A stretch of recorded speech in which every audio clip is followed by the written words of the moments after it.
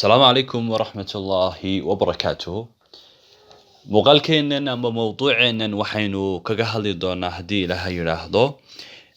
maxaynu ku dooranaa asxaabteena. waxaynu markaa ka hadli doonaa sidaynu asxaabta ku dooranno, yani inagoo eegayna psychology ahaan sidee ayaynu asxaabteena ku xulanaa. waxaa jira qofka ibni aadanka ahi waxyaabo badan oo aanu ka warqabin oo unconsciouskiisa amba maskaxda qeybta daahsoon ayaa la yidhaahdaa uu ku haysto oo aanu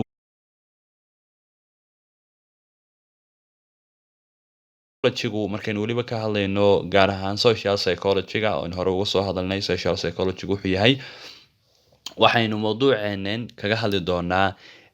xeerarka psychology-ga amba cilmi nafsiga aynu asxaabteena ku xulanno.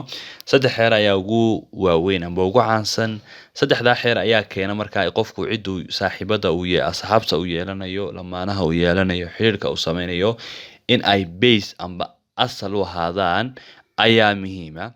xeerka koowaad waxa la yidhahdo physical proximity, oo micnaheedu ahaanayso isku dhowaanshaha masaafadeed. tusaale ahaan haddaynu soo qaadano, waxaa jira qofku marka loo eego asxaabtiisa ku dhow amba dadka ay waxbarashada wadaagaan, shaqada ay wadaagaan, waxyaabo kale oo muhiim ah oo daily life amba ay isku arkaan, waxa uu 100% uga dhow yahay inuu la saaxiibo marka loo eego dadka kale ee aanay isku dhoweyn. marka qodobkaasi waa qodob ka mid ah isku dhowaanshaha. qofka aad isku deegaan amba isku xaafad amba isku dhowdihiini waxay saamaxaysaa qofka inaad la noqotid saaxiib amba xulasho ay micnaha sameynaysa qofka inaad la noqotid saaxiib. qodobka kale amba qodobada physical soo hoosgelaya proximity waxa weeye reward value, oo noqonaysa abaalmarinta qiimeynta. micnaheedu waxa weeyaan qofka ibni aadanka waxa uu baahan yahay markastaba waa ibni aadan, siduu baahi cunto uu u leeyahay, baahi jinsiyadeed uu leeyahay, ayaa waxa uu leeyahay sidoo kale baahi dareen, wuxuu leeyahay baahi ixtiraam, wuxuu leeyahay baahi ibni aadan. marka qofku markasta uu helo cid ixtiraamta, dhageysata, aqbasho fikradihiisa soo dhaweysa, waxa uu 100% qofkaasi uga dhow yahay inuu qofka uu la saaxiibo marka loo eego dadka kale aan afkaartiisa ixtiraam siinin, agtiisa aanu ku dareemin weyneyn ku dareemin. marka waxaa jira wax la yidhaahdo stimulation value soo hoosgalaysa reward value, oo ah micnaheedu qofka uu ka helayo khibrad, uu ka helayo xiisa leh, fikrado, afkaaro. qofku marka uu ka helayo waa mid ka mid ah sababaha asxaabta aynu u yeelno. waxa weeye qof aynu ka heli khibrad ka dheefi karno, idea aynu ka dheefi karno, yani waxay nagu soo kordhin karaya. qodobka kale isna soo hoosgelaya reward value waxa weeyaan utility value, oo micnaheedu isaguna ah xeerka dhigaya isaguna qiimeynta taageerida amba qofkaasi markastoo uu qof kasta wuxuu u baahan yahay. السلام عليكم ورحمة الله وبركاته. muuqaalkeennan ama mawduuceennan waxaynu kaga hadli doonaa haddii ilaahay yidhaahdo maxaynu ku dooranaa asxaabteena. waxaynu markaa ka hadli doonaa sidaynu asxaabta ku dooranno, yani inagoo eegayna psychology ahaan sidee ayaynu asxaabteena ku xulanaa. waxaa jira qofka ibni aadanka ahi waxyaabo badan oo aanu ka warqabin oo unconsciouskiisa amba maskaxda qeybta daahsoon ayaa la yidhaahdaa uu ku haysto oo aanu micnaheedu maaha yani qabku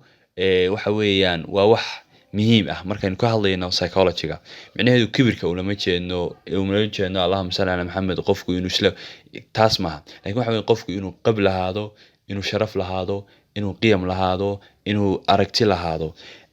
qof kasta markaa haddaba iiga support ku siiya oo fikradaada taageera, empathy ku muujiya, oo yani kula dareen ahaada, go-aanadaada yani aqbala amba kula si fiican u dhageysta, yani wixii khaldan oo kale si aan bareer ahayn oo yani logic ah kugu sheega, waa qofkaasi waxay u eg tahay amba ay u dhowdahay qofka inaad saaxiib la noqotid. waxyaabaha kale iyaduna xeerka saddexaad isaguna keenaya inaynu asxaabta amba aynu saaxiibteena aynu xulanno amba saaxiibteena sababta aynu ku doonno waxa weeye waxa la physical appearance, xeerkani wuxuu tilmaamaya waxa weeyaan qofkaasi waxa ka mid ah soo hosgelaya approval waxa ka mid ah ku waafaqsanaanta yacni go'aamada tusaale ahaan way adag tahay in laba qof oo aan yacni go'aamada isku waafaqayn halkay u socdaan isku waafaqayn yacni waxyaabo badan aan isku waafaqin boqolkiiba 80 aan is waafaqsanayn inay saaxiib noqdaan marka waxa ka mid ah qofka mar kastaba aad waafaqdid go'aamadiisa isna go'aamadaada waafaqa waxay u dhowdahay qofka inaad xulatid oo saaxiib aad ka dhigatid marka loo eego dadka kale aad ka soo horjeedaan fikir ahaan iska soo horjeedaan waxyaabaha kale iyaduna ka mid ah ama soo hosgalaysa xeerkaas waxaa ka mid ah similarity-ga yacni qofkan inaad waxyaabo badan ka siman tihiin oo haddaydan qofkan aad u kala duwan tihiin way adkaanaysaa qofka marka inaad saaxiib noqotaan waqti wada qaadata qofka inaad backgroundkiin oo kale isku mid ahaado tusaale ahaan oo kale qofka inaad isku ideology tihiin opinionka wax fikir tusaale ahaan oo kale aragti siyaasadeed inaad wadaagtaan oo wada leedihiin background noloshaad kusoo korteen oo kale inay isku mid tahay waxyaabaha qaar inay isku si micno idinku samaynayaan ayaa keentaa qofka inaad saaxiib la noqotid inahaas ayaynu kusoo afbeeni doonaa mawduuceenan sida aynu xulanno amba maxay tahay inoo saamaxaya inaynu asxaab yeelano inagoo oon dareensanayn amba wacyigeenu kusoo jeedin hab psychology-ga amba cilmi nafsiga intaasaynu kusoo afbeeni doonaa haddii ilaah yidhaahdo aad baad u mahadsantihiin wabilaahi tawfiiq aad baad u mahadsantihiin wabilaahi tawfiiq